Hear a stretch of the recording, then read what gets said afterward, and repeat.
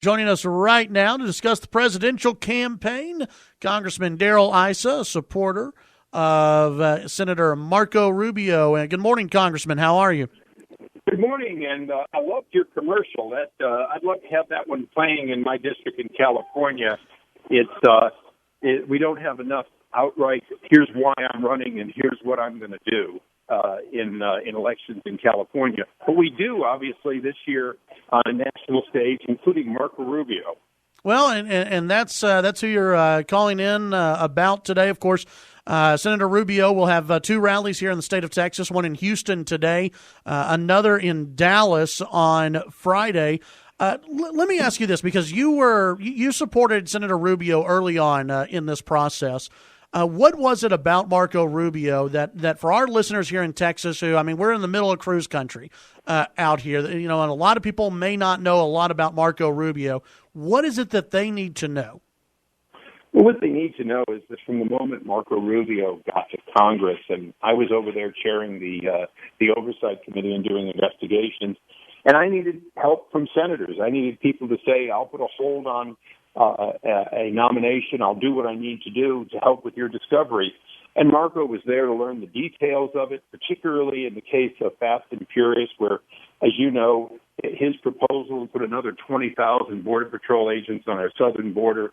He from moment one, he wanted to know, how did this happen? What do we know? How do we get to the bottom of it? And how do we fix the broken border? And so that got me a lot of close time with Marco, where I got to know that he seemed genteel and very willing to work with people, but at the same time, he's very solid on what he believes. And I respect that, because that's what you have to have in Washington, is a velvet glove over an iron hand. Visiting with Congressman Darrell Issa, you bring up the border, and I think one of the things that when people look at Marco Rubio and when they are trying to decide who they want as the next president, and obviously you've heard a lot about this, we've seen it in the debates brought up, is the Gang of Eight and amnesty. For those who are apprehensive about Rubio's stance on amnesty and on the Gang of Eight, what can you tell our listeners about that? Very straightforward. The House said, send us a bill so we can fix things. Rubio got into, quite frankly, the only group he could get into, and said, look, I need border security included. I need place markers for everything the House wants, and I need to get this moved from a Democratic Senate. And he worked on that with the promise that the House would bring up a really good, strong enforcement bill, and one that had no pathway to any kind of definable amnesty. The truth was, he got left hanging because the House never had the guts to put it up. I serve on Judiciary. Steve King, Louis Gohmert, and a whole group of us were perfectly willing to vote for a strong bill, but we couldn't get our leadership under John Boehner to approve it, to green light it for the chairman. And so we basically did nothing. And today we are still doing nothing in the House as far as passing out of the House a strong fixing bill, not just, we're going to add a little here or there, but a real fix-it bill. So I worked with Rubio on that. There's no question. He stands by his principles, which is enforce the border first, deport people who are criminals in any other way, and only people who get to stay are ones we later choose, if we choose them, for guest worker programs. I don't think that's inconsistent with 99% of the voters. Every one of us knows that we would have some guest worker program. We have guest worker programs, including in my district, the H-2A farm program. So, has Rubio been falsely blamed? I think the only thing he's been blamed for that isn't false is he's willing to sit down with the other party and try to get to a yes that maintains our conservative values. And you said you're there in Cruz country. One of my problems trying to work with Cruz is he could always get to no. He could never tell me how we could get to yes on something. Visiting with Congressman Darrell Issa, real quickly on this issue of immigration, because as you know, this is a big player out here in the state of Texas, but everywhere in the country. This is something that's brought up. What is the difference between amnesty and what Rubio was pushing for? Ultimately, the definition of amnesty is anybody gets a guarantee they get to stay here. no one gets a guarantee to stay here under any program that a President Rubio would ever propose. Would we? And he's been very straightforward. Has have most of the candidates, including if you ask them in the right way, Cruz. If we say we need a million guest workers and they have to come, they have to register, and they have to leave, nobody's going to disagree with that. There will be seasonal guest workers and the like. The fact is, Marco has said, enforce first, deport criminals, and the only people that get to stay here are ones that we choose if we choose them.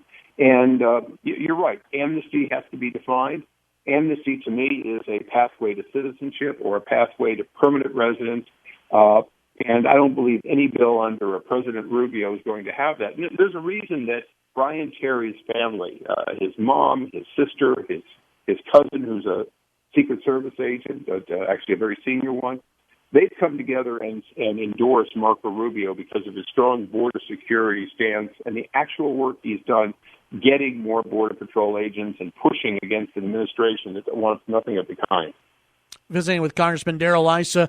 Last night, Marco Rubio comes in second place in Nevada. We've seen a couple second-place finishes for Rubio.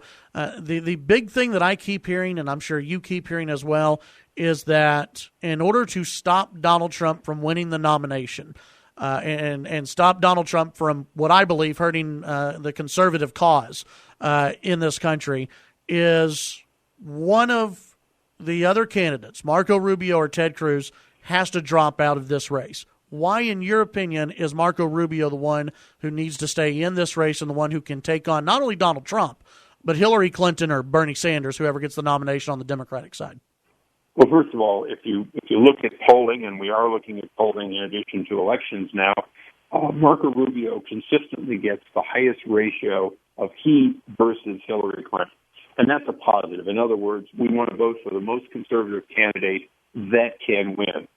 The second point is I'm not saying that they all have to drop out tomorrow.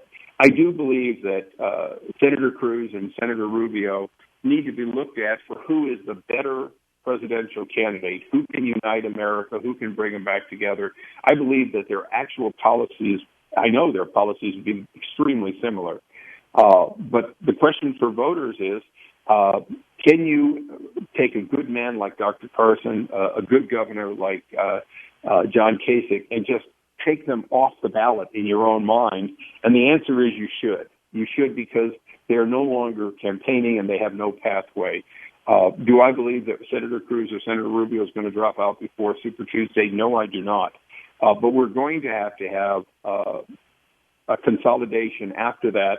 And the best way to have that is for people to really soul search on who they believe is going to be the most unlike, and I repeat, the most unlike President Obama. Who's going to be a uniter, not a divider?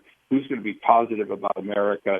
And at the same time, who's going to be very careful with his words when you're dealing with Putin and ISIS and all these other problems created by this administration?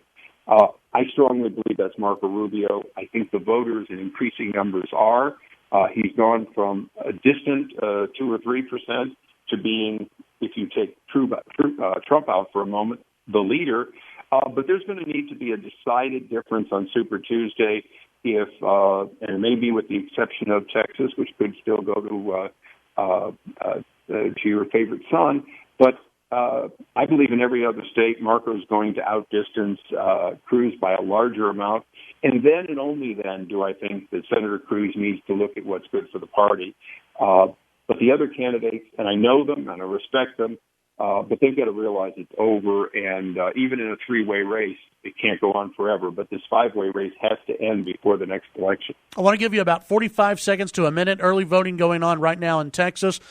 Make that final pitch to some of those voters out there why they need to vote for Marco Rubio.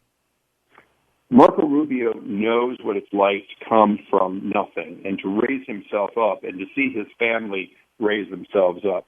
He's been a positive force and a uniter in the Senate, and particularly a uniter among the most conservative Republicans. He has the support of Trey Gowdy and myself and lots of other staunch anti-Obama conservatives. He earned that in the Senate. I believe that he will earn it as our president We need a uniter, not a divider. And when you look at Senator Cruz and Trump and Obama, they look more similar than Marco Rubio, who is a positive force to unite all of us in this great nation. Please vote for Marco Rubio. Congressman Darrell Issa, I appreciate your time. Thank you for joining us and speaking to the listeners today. Thanks, Chad. Talk to you soon. Have a good one. Bye. That's Congressman Darrell Issa for the Rubio campaign. Making a strong pitch there, I think.